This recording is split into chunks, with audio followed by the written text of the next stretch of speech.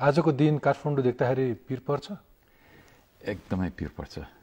म त अब पशुपतिभन्दा अलि माथि के छ गुजुसरी होइन, म गुजुसरीको यो किनारबाट चाहिँ पौडी खेल्थेँ 1967 तिर। तपाईँ त स्विमिङ गर्नु? हजुर। अनि खोला पनि ठुलै थियो होला? ठुलै थियो, सङ्लो थियो। मलाई एकदम पिर लाग्यो काठमाडौँ चाहिँ हेर्दा। अस्ति हामी बनेपा गएका थियौँ, अनि बनेपाबाट फर्कँदाखेरि यो साङ्गाको जुन देउराली जस्तो छ त्यो काटेर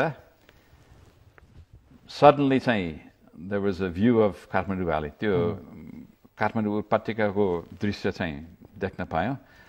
अनि त्यो ब्रिक फ्याक्ट्रीहरू, धुवा, यस्तो अब त्यो देखेर चाहिँ मलाई कस्तो लाग्यो, यो त एक प्रकारको नर्ग जस्तो लाग्यो मलाई। अनि म त रुनमा लाग्यो वास्तवमा। अब मान्छेले कति नसोचेर, अब यो सरकारको नीति नभएर हो कि मान्छेको लापरवाही गरेको हो कि मान्छेको लोभले गरेको हो कि अब कुन कारणले मलाई थाहा भएन। तर कहिलेकाहीँ मलाई कस्तो लाग्छ भने अब नेपाल काठमाडौँ त इट्स फिनिस्ड जस्तो लाग्छ मलाई कहीँ। मेरो जाँदै जाँदै 50 वर्षको अनुभव छ नेपालमा। 50 वर्ष लगातार चाहिँ बसेको होइन त, यसो आउने जाने गरेर 50 वर्षको अवधिमा मैले धेरै चेन्ज चाहिँ देखेको छु। कतिवटा जिल्ला घुम्नुभयो नेपालको? करिब 50वटा जिल्ला जति पुगेको छु होला। 25वटा बाँकी छ छेरो।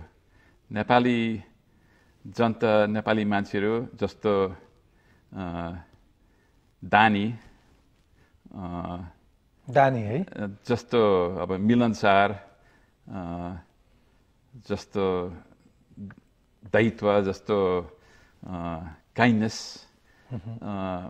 मैले अरू देशमा कहीँ पनि भेटेको छैन। म त नेपाललाई एकदम आभारी छु।